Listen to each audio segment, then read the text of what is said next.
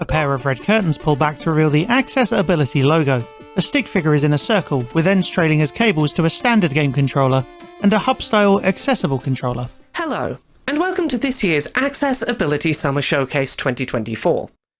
I'm your host Laura. I'm a white woman with bright blue hair, shaved on one side, wearing a plain black dress. I'll keep this introduction brief, as I know you're here to find out about cool upcoming accessible video games. The Accessibility Summer Showcase aims to be a place for disabled gamers to find out about cool upcoming and recently released video games, while knowing upfront if they're likely to be accessible for them upon release. While not every single video game showcase today is going to be accessible for every single disabled gamer, the aim of the showcase is that, wherever possible, there will be at least a couple of interesting games shown today that are going to be playable for you, no matter who you are. If you'd benefit from audio description or sign language interpreter support, there are American Sign Language, British Sign Language, and audio-described versions of the showcase available on youtube.com/LauraKBuzz. If you'd like to find most of this year's showcase titles in a single place, we have a Steam sale page this year. You can find it at the link on screen now.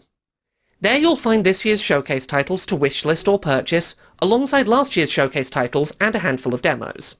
This year's showcase doesn't have a sponsor, so if you'd like to support the Accessibility Summer Showcase, please consider supporting Accessibility at patreon.com/LauraKBuzz. Your support helps the Summer Showcase to exist, alongside accessibility reviews and the Control-Alt-Access podcast. Now, without any further introduction, let's jump into the games. The Accessibility Summer Showcase logo appears, accompanied by a sound effect as a transition between trailers.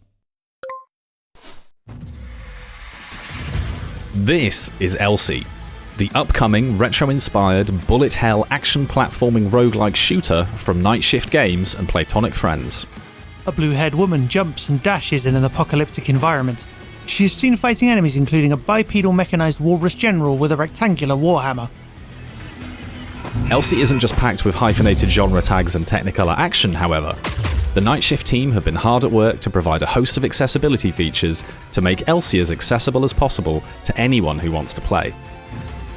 If you just want to absorb the gorgeous style and play through the story, there's an invincibility mode, which might also come in handy if you're struggling against a particularly tricky boss fight.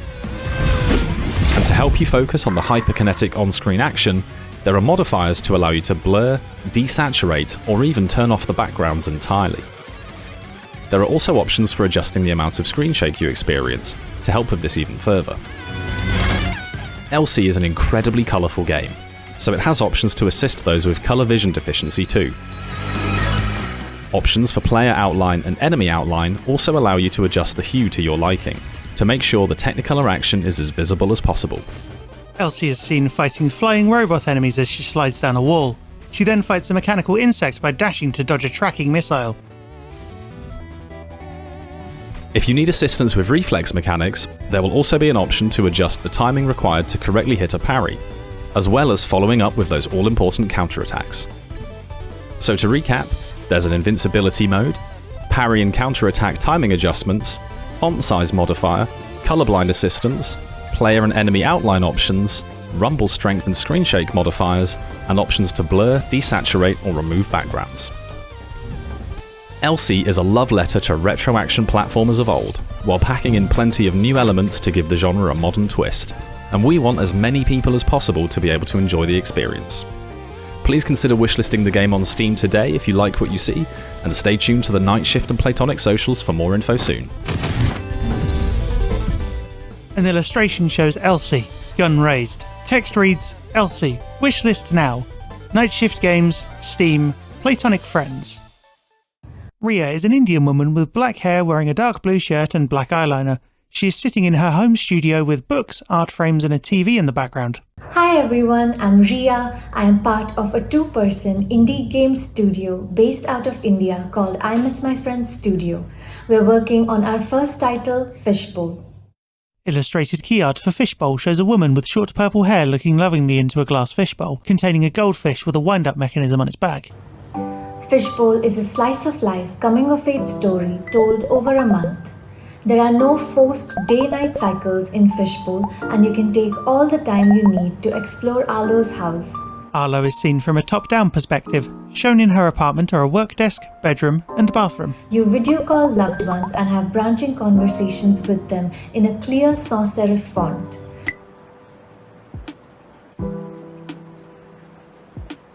You work from home as a junior video editor. Here you match snippets to the correct track as per color or icon. This game has no fail state, and no matter how you do, your colleagues will cheer you on and support you. Arlo and her boss are shown in small video chat windows. In the background, a colourful video editing interface is shown. You sort through puzzles to rediscover childhood memories. No time limits or penalties here. Take your time to go through all the sentimental objects Arlo has received, whether it's through keyboard, mouse, or the controller. Pages of a journal show a frock knitted for 2-year-old Arlo and a batch of mango pickle. Do care tasks and get to know yourself better one day at a time. Currently, Fishbowl has few options to change the volume of sound effects and music, and also an option to turn off screen shake. We also make sure to have both visual and audio cues for important events. Take your time to notice them as there is no rush to respond. Arlo is in a surreal dream world. Someone is knocking at her door. Our demo starts off with a content warning as it addresses and explores themes of grief, loss, loneliness, and isolation. We are a small team and we have a lot more to do before release. We're working on accessibility-specific settings like removing screen sway, turning off text effects and typing, providing a larger font size, an option to slow down video editing, and adding a way to skip the puzzles. We have a long way to go and we will try to do our best. We hope you will come along. Thank you. Waco the Mask Gatherer is an exciting third-person adventure game developed by Zero Games. Immerse yourself in the role of Waco, a mysterious gecko embarking on a quest to collect the most powerful mask of his world. Explore diverse landscapes, from vibrant villages to dark forests. Each environment is carefully crafted to immerse players in a rich sensory experience, with ambient sounds everywhere, like bird songs, flowing water, and echoing footsteps on every surfaces, guiding your exploration. Our maps are thoughtfully designed to ensure clear auditory cues, allowing players to navigate with ease and fully immerse themselves in the world of Waco. Dive into a world full of quests and puzzles, from helping villagers to unraveling ancient mysteries. Our intuitive inventory systems make managing items a breeze, with color-coded references and clear icons, ensuring accessibilities for all players. And with the ability to customize sounds in the main menu, players can tailor the game to their preferences. Prepare for epic battles as you meet formidable enemies throughout your journey. Each mask grants unique abilities, empowering players to adapt their fighting styles and overcome challenges.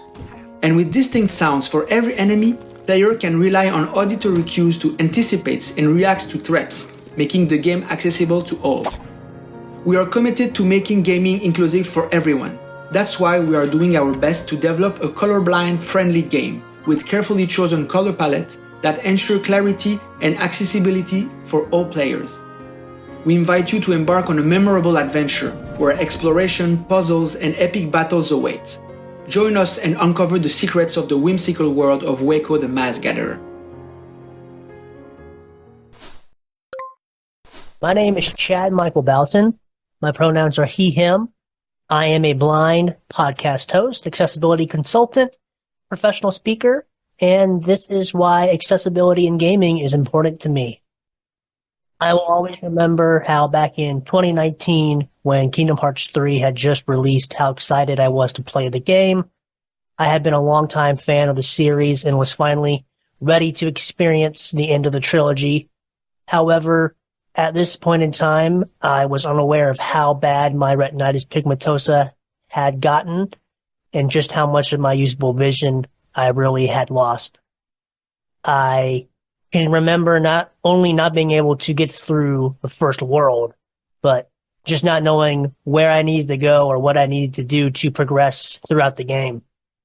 I will never forget how upset I was and how I ended up calling my mother and father, crying to them on the phone, and just telling them, hey, I think I have to give up on gaming. I think that because of my blindness, I can no longer keep gaming. And it was a pretty big thing for me because growing up, video games had been the best way for me to cope with losing my vision and just not being able to control what was going on in my life. I had all intentions to never play a video game again, and for the next 2 years, I kept true to that promise. I thought that I would go the rest of my life without playing another video game. But, in 2021, my brother-in-law, he sent me a text telling me about a game called The Last of Us Part 2 and how I should check it out, which I thought was crazy because I remember being able to play the game, the first game that is, back when I had usable vision. And I was just thinking to myself, there's no way I'm going to be able to play the sequel due to my limited amount of vision. And boy, was I wrong. I could have not been any more wrong. And it was a welcome surprise for myself to boot up the game and realize that my vision wasn't the problem. It was that up until this point, games really just weren't being made to accommodate gamers like myself and so many others. If it wasn't for the work that Brandon Cole and Naughty Dog did on The Last of Us Part 2, I don't think I would ever have gotten back into gaming. And I can only imagine where my life would be right now if I didn't get back into gaming. I owe accessibility in gaming so much. Hello, my name is Stefan Gagne, my pronouns are he, him, and I'm a physically disabled gamer. I run Fiction Factory Games, and we make character-driven narrative games such as Arcade Spirits The New Challengers, Penny Larceny, Gig Economy Supervillain, and our upcoming title, The Shadow Over Cyberspace. Today, I'd like to demonstrate some of the accessibility technology that we've built into our games. I'll use our latest game, Penny Larceny, to demonstrate. In this comic book romantic comedy, you play as a criminal underling named Penny, working for various supervillains to help put food on the table. All of our games feature a self-voicing mode. Just tap the V key at any time to activate. Self-voicing enabled. In this mode, extra narration is used to describe imagery, and user interfaces are streamlined.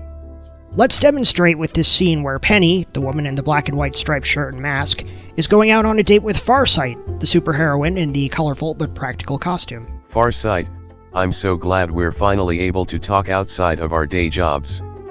It's nice to get away from all that mask and cape stuff. Penny, absolutely. What's a good first date question? The beeping sound lets players know that it's time to make a choice. Alright, let's see, what do we pick here? What are her hobbies? Sewing, stamp collecting, virtual pet raising? Would she rather fight one horse-sized duck, or 100 duck-sized horses? Penny, I'd like to ask you an important question, one scholars and philosophers have wrestled with for generations. Penny, one horse-sized duck or 100 duck-sized horses? Which do you fight? Farsight, oh, horse-sized duck. I actually fought him last week. For sighted players, we have options to help customize the user interface to their needs. You can adjust fonts used by the game, picking between comic book style, a simplified font for easier readability, and the standard Open Dyslexia font. These changes carry through to user interfaces, dialog boxes, and more. Dialogue is colored to match the speaking character, or can be set to monochrome. You can also invert the text box to white.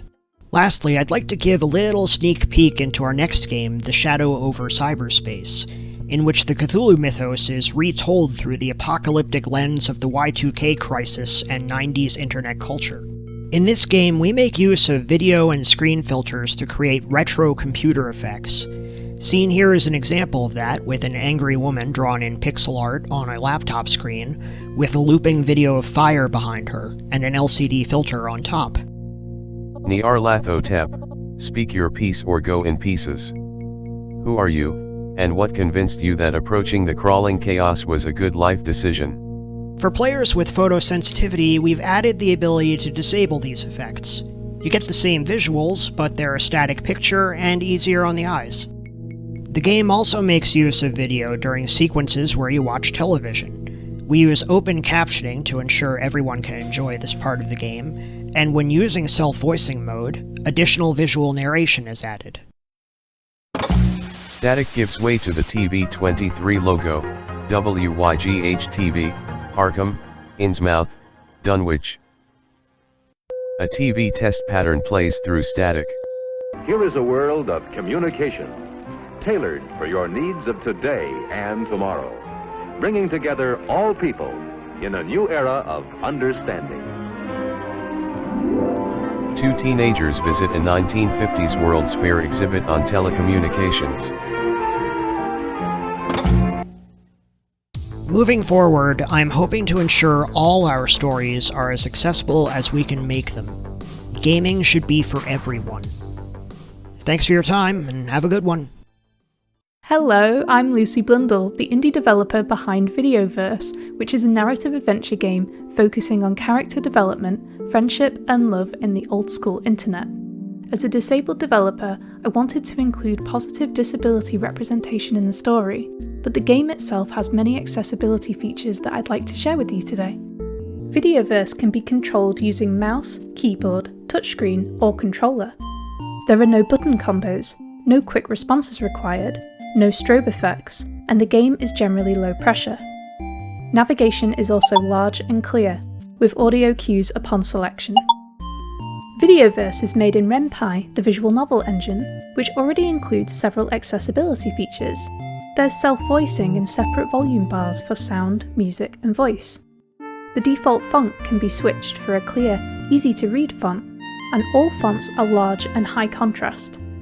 If you miss a thought or conversation, you can check the log to see what you may have missed. And when it comes time to saving, you can manually save at any point or use the autosave feature. Though there are some additional features too. There is a typing noise during chat conversations, which can be turned off in the preferences menu. Closed captions are also available, but audio is not required to play Videoverse.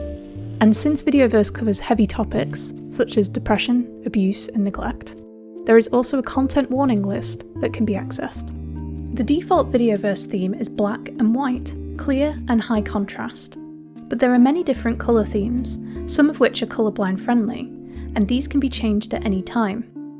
And on the pause menu, there is a tip button in the top left corner. Use this to get a hint if you ever feel stuck. If there's a feature missing that you'd like to see, please send me an email at contact@gamesbykimoku.com. Thank you so much for watching, and I hope you enjoyed the old school experience of Videoverse. Hello everyone, I am SightlessKombat. First off, thank you so much to the organisers for inviting me back here. It's amazing to be a part of this event once again. Just by way of a self-description, I'm wearing an RNIB Design for Every Gamer shirt and a cap with my logo on it, which is two swords crossed over an eye, as well as over-ear headphones. And in the background behind me, you can see numerous items of gaming memorabilia, including what has lovingly been termed as a pop waffle, a display holding various pop vinyl figures from various franchises that I've accumulated, as well as a gold lancer from Gears of War 4, the replica of that iconic weapon. So, for those who don't know me, I am an award-winning, multi-credited accessibility consultant and content creator from the UK, as well as being the Accessible Gaming Officer for RNIB, that is Royal National Institute of Blind People, the UK-based sight loss charity. And crucially, I am a gamer without sight, having never had any sight whatsoever. Now, I'm here to talk about, once again, a genre that some might question how you would even make accessible for anyone with no vision to work with, and one that, from what I've heard, a fair number of people are interested in: city builders. Enter Cellular City, a puzzle game about building, well, tiny cities. When I first heard about this game, it sounded really intriguing to me, not just because of the wonderfully alliterative name, and the developer is keen to make this as accessible as possible. So I would highly recommend giving this a look if you're even remotely interested in something new and, in my case, relatively unfamiliar. But I'm not going to try and spoil any of this, because here is a little trailer to show you just what this game is all about, as well as, of course, its accessibility features. Here is Cellular City from developer Callum Deary. This is Cellular City, a puzzle game about building tiny cities. Cellular City's primary mechanic is rules around neighbouring buildings. For example, you can't have a steel foundry next to a block of flats. A3 is a flats. B3 is empty. B2 is empty. Foundry placed in B2. On the other hand, some buildings like each other, like stations and flats. C2 is a station. B2 is empty. Flats placed in B2. It has text-to-speech and audio description of levels, with a focus on accessibility for blind and low-vision players. This includes settings to modify text-to-speech volume, rate, and voice, alongside keyboard and controller support. Start building. Level audio description starts automatically on level load, but can be reprompted by the player at any time. Describing city. A1 is empty, B1 is a rail, C1 is a rail, A2 is a hill, B2 is a mine, C2 is a station, A3 is empty, B3 is empty, C3 is a rail. The player's movement around the level. A2 is a hill. It's also described, as are their actions on placing buildings. A3 is empty. Flats placed in A3. The player can also prompt inspections of buildings to find out more about them. A flat's brutalist streets in the sky. Always controversial with neighbours near and far. So if you're interested in a puzzle game about the tensions in a modern city, check out Cellular City's demo on itch.io. Hi, I'm the developer of Upheaval, a text-based open-world roguelike adventure where you can explore the wilderness, search for magic treasures, and shift the balance of power for 30 in-game days before a powerful magician brings big changes to the world around you. Upheaval is turn-based, with no timed actions and no complex controls. All text is big, easy to read, and high contrast. The background can be disabled, turned to dark mode, or both. Upheaval is completely blind playable without sighted assistance. You can use your favorite screen reader in the command line version. Abandoned tower, armory, 26 days left, early night, 5/6. The muffled sound of a nightbird can be heard outside. 1. Go up the stairs, no time. 2. Go down the stairs, no time. 3. Open the chest, no time. 4. Search this area, 1 time, random, time searched, 0. 5. Make camp, 2 time. Or the customizable text-to-speech in the graphical version. You're in, abandoned tower, top floor. You're on the top floor of the tower. Stairs lead down to the floor below. Stone windows look out in all directions over the prairies. It's cold up here. The stone walls are sturdy around you. Press tab to highlight an option. Go down the stairs, no time. Look out over the prairies, 1 time. Search this area, 1 time. Success is random. Make camp, 2 time. This is the last option. Volume levels can be adjusted separately for music, sound effects, ambient sound, and text-to-speech. Keyboard and controller inputs are both supported, and control remapping will be added before release.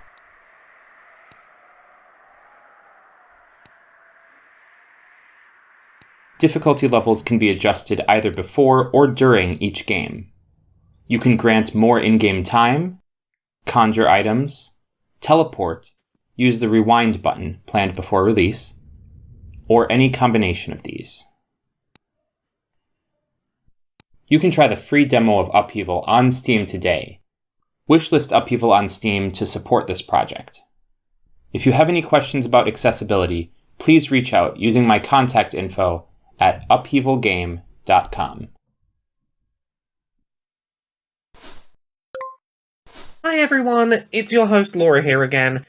I want to take some time today to talk about a game that we wanted to include in this year's Accessibility Summer Showcase, and timings just did not work out for putting together a formal trailer to showcase this game, but I still really think that this game is doing some interesting stuff and I think it is worth talking about, so I'm going to put together a little tease just to try and tell you a little bit about a game that I wish we could have included more formally here today. Periphery Synthetic is a chill, relaxed, non-violent Metroidvania that takes place in first person and is particularly notable for being designed to be able to be played without any visual input, to be able to be played purely with audio cues. Dots form hills and valleys. Text reads, Reactors +1 upgrade available. You play as someone who has been tasked with surveying a planetary system in an upgradable exosuit, and are able to explore by following all sorts of musical audio cues that are built into the soundscape of the game to collect materials that will allow you to craft and upgrade your movement abilities, while doing this sort of non-linear exploration of a planet. Player clicks Functions, Synthesis, Systems, Core, Reactors, upgrades to 12.5% velocity. It is a really unique game, trying some very interesting stuff in terms of how it presents its exploration cues. There is a demo available to play on itch.io if you search for Periphery Synthetic EP. The full game will be coming to Steam in summer of 2024. You can find a link to it on the Steam sale page this year that we have for all of the games included in the Accessibility Summer Showcase. I know that the developer of this game was real frustrated to not be able to have a trailer ready in time for our submission deadline, and I really wanted to still be able to include them, so I've put this together, and hopefully this gives you a sense of this really interesting game that I think is worth checking out. Trash Goblin is a wholesome and cozy shopkeeping game where you uncover and clean trinkets other people have thrown away, then upcycle them to sell to an endless parade of colourful and quirky customers. A very excitable humanoid blue lizard says, That's it, I die, you darling. You can then spend your savings to upgrade your shop, buy new and better tools to unlock more activities, and even expand your business to exciting new districts across town. In a puzzle, chiseling away a series of colourful squares reveals a 3D shape. Trash Goblin has always been intentionally designed to be enjoyed by as many people as possible. There are no fail states or time pressures, no skill gates to content, and no fast action. It's played in first person with a limited set of views, and no need to rush anywhere. This gentle pace is at the core of what it means to be a true goblin. We're doing everything we can to help players of all kinds enjoy the tactile, scrunchy, and satisfying mechanics we've built. A strange metal helmet is being scrubbed with a soapy sponge. That effort starts with us listening to our community. You asked us to add an option to allow players to sponge trinkets clean without holding a button down, so we did. And you asked for optional auto-chisel features for the chipping gameplay, so we implemented them. Thanks so much to our community for helping us make the game more accessible for everyone. Though a range of ongoing work we've undertaken to ensure you're able to enjoy Trash Goblin to the fullest. The mouse is used for every interaction, with optional keyboard shortcuts for navigation, and we're implementing controller support too. A tutorial explains the player needs to carefully avoid damaging the trinkets during chiseling. Tutorials use button glyphs for clarity. And the game's default font uses a clean and readable sans serif typeface with user-defined sizing. During conversations, the player can skip the text's appearance, and a button press confirms they've read everything. And there are a selection of audio and volume settings to take advantage of, plus text speed settings and more. But of course we want to do even more, so please consider wishlisting the game on Steam, and play the demo there now. Then come and talk to us in our Discord, and suggest even more improvements we can make. Trash Goblin. What kind of goblin do you want to be? Hi everyone, my name is Revia and I'm a disabled and chronically ill content creator from Norway and also a co-host of the podcast Control Alt Access together with Laura. I'm a white woman in my 30s with dark red hair, wearing a yellow flowy shirt sitting in my game room. Last year, Whitethorn Games brought us Botany Manor, a game where you play as Arabella, retired botanist living in the 19th century England. In this game, you're working toward finishing a botanical research book, Forgotten Flora, by growing fascinating plants, looking for mysterious clues, and solving cozy puzzles. But not only is this game a wonderful little adventure, it's also accessible for me. From the focus on cognitive accessibility through good information in the options, a well-made journal system, and a bunch of ways to reduce motion sickness, all the way to more motor accessibility with toggle to run and zoom. This game feels like it was made for me. So this is why I'm so happy to see that Whitethorn Games are back this year, and I can't wait to see what they have to show us all. Are you ready to jump into action as a cute slime? Slime Heroes has you covered. In this adorable Souls-like 3D action-adventure game, you have a myriad of options available to make the experience more accessible. A small slime turns its body into a sword to attack enemies. Enemies and bosses have different damage scales, allowing you to up the challenge or cushion the blows. A split screen shows the slime facing a pink ooze monster. You can also slow the enemy's attack speed, or increase your own stamina recharge. The slime dashes multiple times in quick succession. You can extensively change your cursor for better contrast and visibility based on your preferences. There is also the ability to toggle on double jump for more control and distance in platforming sections. Timed puzzles can also be made longer so that you can have more time than you normally would to complete sections. The slime fires bursts of air at distant enemies. You can outline your slime with either black or white to contrast the many colorful environments of the game for improved visibility. Enable visible hitboxes to allow you to see the exact movement of an attack or enemy, enabling you to be sure all of your attacks land as you eliminate even the most challenging corrupted enemies. This is just a sample of the things to come from Slime Heroes. In Magical Delicacy, you play as Flora, a young witch who's just moved to the harbor town of Grot to grow her magical abilities. A pixel art young woman pulls vegetables via a timing minigame. In the game, you make new friends, discover new places, find the secrets, cook all sorts of delightful foods, and get entangled in an enchanting story. To help Flora traverse the city, there is an easy platforming option that disables disappearing platforms that would otherwise require precise timing or quick movements during puzzle or platforming areas. To improve visibility, there are also several high contrast options. You can highlight Flora's outline so she'll always stand out against her background. Additionally, you can darken the background so that the contrast can be even more visible.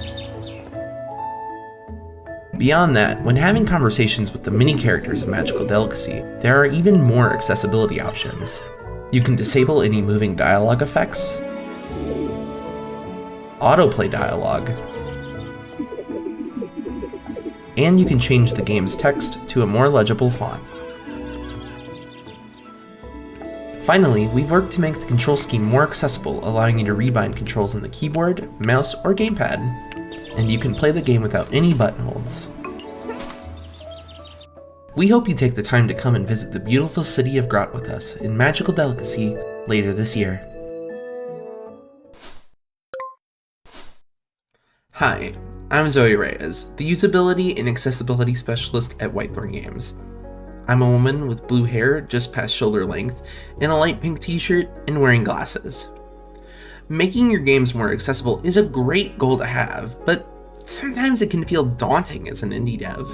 To help you get started, I've got a starter kit of some features you can include to help you reach your goals. One of the easiest ways to get started is to take a look at developer tools or options.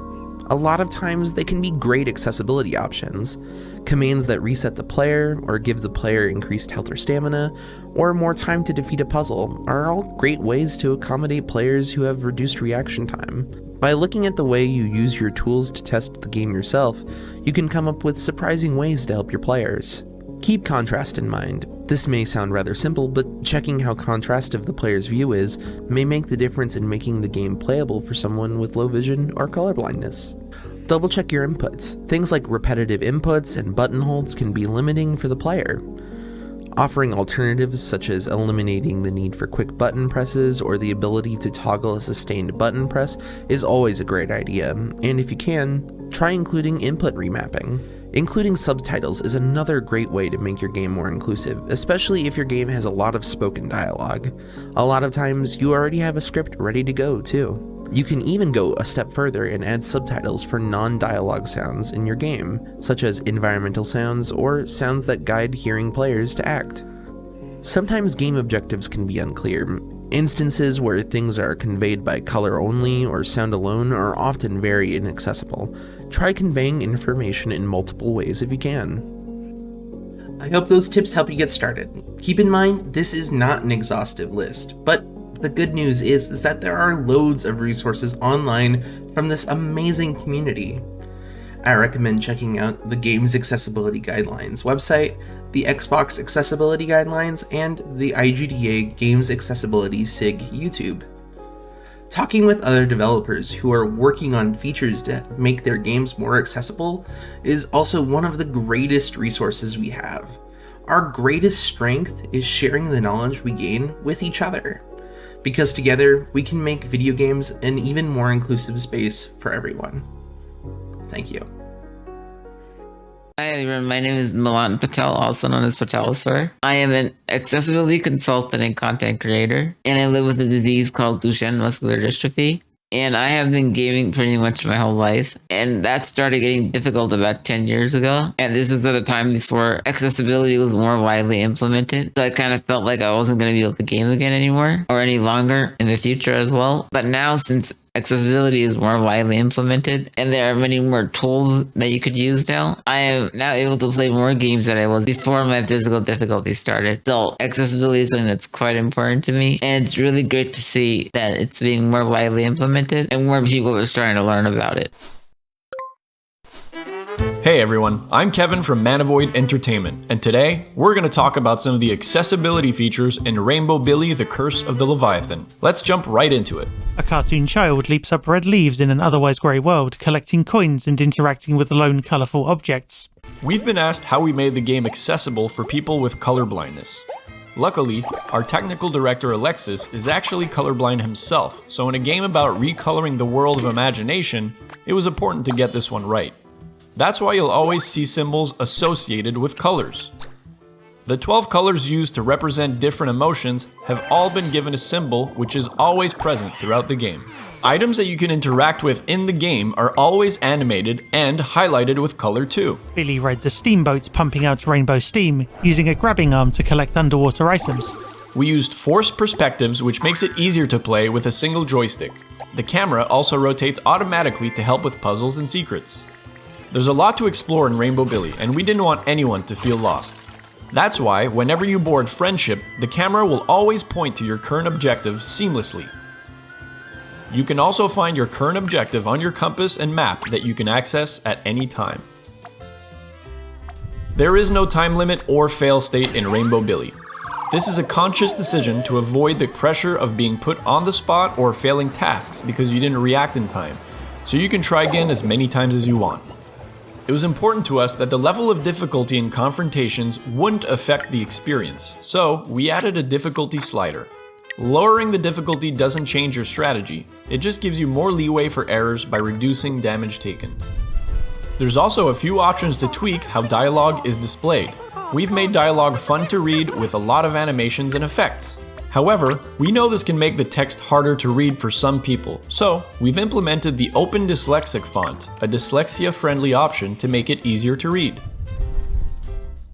You can also change the speed at which dialogue is displayed,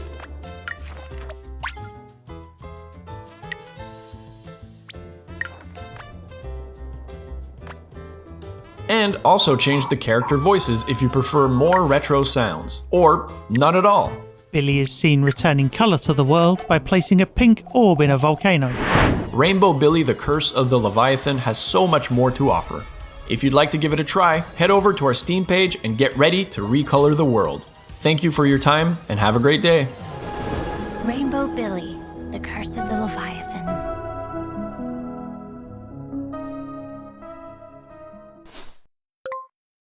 Hi everyone, quick update here from Laura. The folks behind Rainbow Billy: The Curse of the Leviathan have actually given us some Steam codes for the game to give away during today's Accessibility Summer Showcase. If you would like to be entered into a random draw to win one of 5 copies of Rainbow Billy: The Curse of the Leviathan, you can head over to @WeAreManavoid on Twitter and find the competition tweet. 5 people will win Steam codes for the game by responding to the tweet up on Manavoid's Twitter. You can enter between now and Sunday, June 9th at 11:59 PM Eastern Daylight Time, so you have about 2 days to respond to their tweet to get put in for a random drawing to maybe win a copy of Rainbow Billy, The Curse of the Leviathan. Enjoy, fingers crossed that you win, let's get back to more games. Welcome to Spaceboat, a narrative adventure filled with colorful worlds and wacky characters. Play as Inspector Domino, an undercover space cat detective, and track down an intergalactic jewel thief. Hi, my name is Luis Alonso, and I'm the game developer for Spaceboat. A cruise ship sails through space, introducing wacky aliens such as the pink cowboy blob pre-order, Earl. Since Spaceboat is a narrative adventure that is meant to be enjoyed by all, it was important to give it as many accessibility options as possible. What most people don't know is that I'm also a triple amputee, and one of the few disabled solo game devs that are out there, so I take accessibility seriously. Last year, we mentioned the work that was done to have a high contrast art direction for people with colorblindness, as well as having text for everything that was spoken or heard for people with hearing impairments. This year, we added a number of additional features. Spaceboat now has an options menu accessible at all times from within seconds of starting the game. We recently added single stick controls to reduce the need for multiple inputs. Although other buttons might be needed, this makes the majority of the game playable with one hand. The main character walks a promenade populated with Muppet-style aliens with fabric-like appearances. Similarly, we added an auto-run feature, which reduces the number of buttons that need to be pressed. Additionally, we added input sensitivity controls so that all players can fine-tune the game to their liking. Although we mentioned that we put a lot of work into providing a high contrast art direction, we felt it was a good idea to include color-blind shader modes. We know it's not a well-loved feature, but if it helps someone in the slightest, it's there. On Steam, we also added the ability to switch controls on demand. This means that if you're playing with a mouse and keyboard, you can switch to an Xbox controller at any time. As a person with a physical disability, I know it's handy to have as many inputs available to adjust to gameplay changes. Fireworks Andy is on the promenade, highlighted by glowing arrows and a light-up question mark. Please note that these features are currently available in our demo, which can be found on Xbox, PlayStation, and Steam. If you think that Spaceboat could benefit from further improvement, please contact us at contact@recombobulator.ca. Thank you from everyone at Recombobulator Games. We at Paint Bucket Games believe that everyone should have the opportunity to enjoy the games we create, regardless of ability. We are currently developing The Darkest Files, a historical investigation and courtroom game based on true crimes. The player explores noir comic-inspired crime scenes and courtrooms in first person. The young female prosecutor searches through documents and clashes with a male judge who doesn't take her evidence seriously.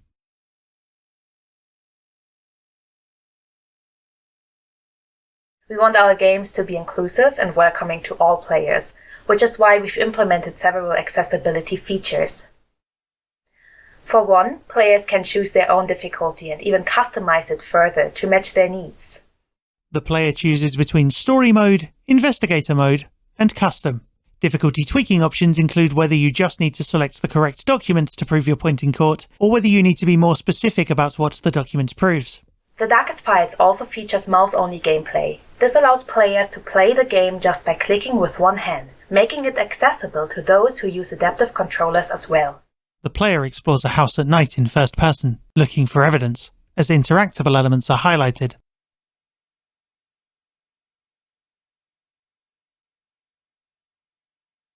In addition to mouse-only gameplay, we've also made it easy for players to switch seamlessly between input devices, such as keyboard, mouse, or controller. Other difficulty options include a smaller selection of possible clue documents, or the ability to avoid the need to have a conclusion prepared in advance of trial.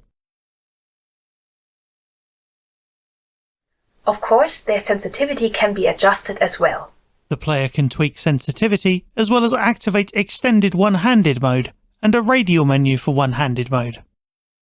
Since players work with documents while investigating, we are also very mindful of the readability of our fonts and texts and always offer a transcription. A police report details a murder. A body was found in the woods, killed by a close-range gunshot to the head. 4 suspects all claim the victim had committed treason, and therefore his killing would not constitute murder.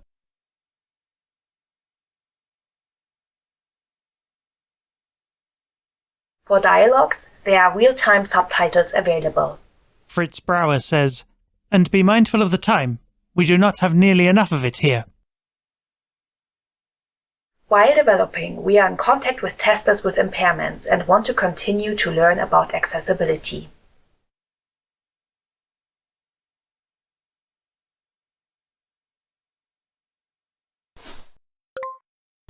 Hi everyone, Laura here again.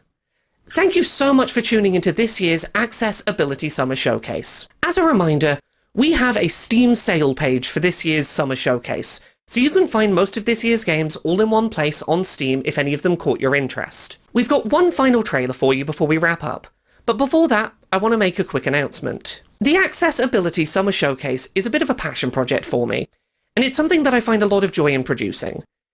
As such, I'd like to try expanding it just a little. In December of 2024, I'm going to attempt to publish the Accessibility Winter Showcase. It'll be just like the Summer Showcase, just happening at the other end of the year. The hope is that we can provide a spotlight for accessible video games whose announcement windows might not line up well with our usual summer event. If you're a developer who would be interested in featuring in the Accessibility Winter Showcase, email laurakbuzzofficial@gmail.com and we can discuss specifics. More official information will be made available in the coming weeks. There's no guarantee that the Accessibility Winter Showcase will return in future years, but I'd like to give it a go and see if it's something that I can publish sustainably. Thank you all again for watching, please enjoy our last trailer, and I hope you have an accessible day. Hey everyone, I'm Darren, the developer of Dawnfolk, a miniature survival city builder about bringing light back to the world. I designed Dawnfolk to be the perfect entryway into the city builder strategy game genre. Small pixel art squares pop up showing a simplified rural community. New squares are built via timing minigames.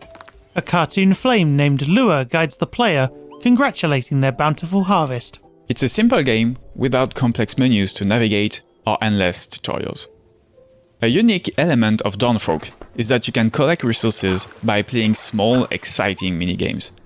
But one day, a player contacted me and told me he could not enjoy the game because those minigames required too much button mashing and dexterity.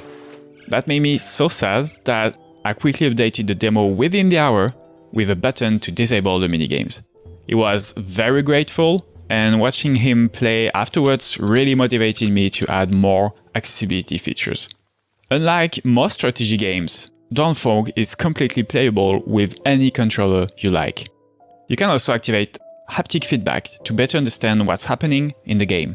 Dawnfolk is also a narrative game, where you can reshape the story. The text is big, but you can change that 8-bit pixel font to a more readable one. Lure the Flame says, "So, to sum it up, darkness invaded your realm and you woke me up to help you restore it? I'll help, but I'll need yours in return later, alright?" You can also open the journal to read previous dialogue entries in case you need a little reminder. There are only a few key information on the screen at any time, and everything is big enough to make sure you can easily read it. The game uses signs, shapes, and high contrast colors, so you can play it whatever type of color blindness you might have. You can also activate a narrator that's gonna read everything for you. Meadow, forest, plain, tents, wheat field. Awesome, the wheat field produces food every day. There are tons of audio cues, but you can also perfectly play the game without any sound. Dawnfolk plays in real time, however no worries, you can pause time whenever you want. The game can be played with different levels of difficulty, and you can save anytime, so don't worry about making a mistake. If you're stuck, Lure will always come back to you with some advice. There's no jump scares in the game, but you do have a few screen shakes and flashes that you can disable. The game is still in development, and I'll be sure to add more accessibility features in the future. Dawnfolk demo available on Steam. A game by Darren Keller, Astrological. Play the demo on Steam and let me know what you think. Have fun! If you're watching on Twitch, stay tuned for a live stream showcasing demos for Fishbowl, Dawnfolk, Magical Delicacy, Cellular City, Periphery Synthetic, and Trash Goblin.